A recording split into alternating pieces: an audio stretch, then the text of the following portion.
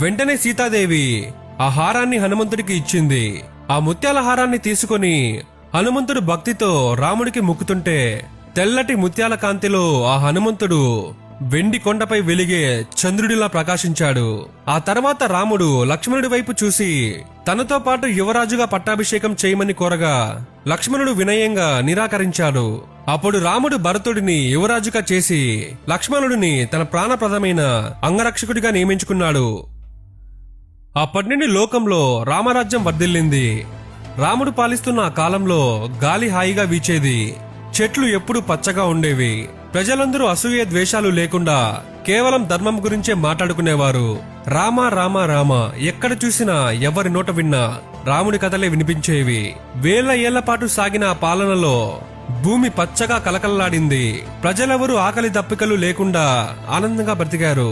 వాల్మీకి మహర్షి కలం నుంచి వచ్చిన ఈ పట్టాభిషేక కథ యుగాలైన చెరిగిపోని ఒక దివ్య దృశ్యంలా నిలిచిపోయింది. అయోధ్య రాజ్యసభలో కళ్ళెంబడి నీళ్లు రాని మనిషి లేడు. పట్టాభిషేకం ముగిసిన ఆ వెలుగు సభ అంతా నిండిపోయింది. రాముడి సింహాసనం నుంచి లేచి తన గురువు వశిష్ఠుడి కాళ్ళకు మొక్కి ఆశీర్వాదం తీసుకున్నాడు. ఆ తర్వాత తన తల్లులైన కౌశల్య, సుమిత్ర, కైకేయి వారి పాదాలకు నమస్కరించాడు. కైకేయిని చూసినప్పుడు కూడా రాముడి కళ్ళల్లో ఏమాత్రం కోపం లేదు, కేవలం ప్రేమ మాత్రమే ఉంది. అది చూసి అయోధ్య ప్రజలు రాముడి గుణానికి ముగ్ధులైపోయారు. రాముడు రాజైన వేళ ప్రకృతి కూడా మురిసిపోయింది. ఎడారిలో కూడా సెలయేళ్లు పుట్టాయి. ఎండిపోయిన చెట్లు చిగురించాయి. వేడుకలు ముగిసినా ప్రజలు ఇళ్లకు వెళ్లబుద్ధి కాలేదు. ఆ సభలోనే ఉండిపోయి రాముడి రూపాన్ని కళ్ళల్లో దాచుకోవాలని అనుకున్నారు. విభీషణుడు, సుగ్రీవుడు, అంగదుడు వంటి వీరులు తమ రాజ్యాలకు వెళ్లాల్సిన సమయం వచ్చింది.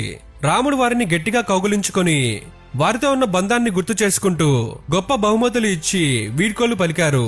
వారు వెళ్లేటప్పుడు వారి కళ్ళల్లో నీళ్లు తిరిగాయి. రాముడిని విడిచి వెళ్లడం వారి ప్రాణం పోయినంత కష్టంగా అనిపించింది. రాముడు తన తమ్ముళ్లతో కలిసి రాజ్యపాలన మొదలుపెట్టాడు. పట్టాభిషేకం జరిగిన మరుసటి రోజు నుంచి ప్రతి ఉదయం రాముడు సామాన్య మనిషిలా ప్రజల మధ్యకు వెళ్లి వారి కష్టాలను అడిగి తెలుసుకునేవారు. రాజ్యంలో ప్రతి పేదవాని ఇంట్లో పొయ్యి వెలుగుతుందా లేదా అని స్వయంగా చూసేవారు. రామరాజ్యంలో వృద్ధులు ఉన్నప్పుడు యువకులు చనిపోయే దుస్థితి ఎక్కడా రాలేదు. తల్లులు తమ బిడ్డలని కోల్పోయి ఏడిచిన సందర్భం ఒక్కటి కూడా రాలేదు. రాముడు 11,000 ఏళ్లు ఈ భూమిని పాలించారు. ఆయన పాలనలో ప్రతిరోజు ఒక పండుగలా ఉండేది. మనుషుల మధ్య కుల మత భేదాలు లేవు.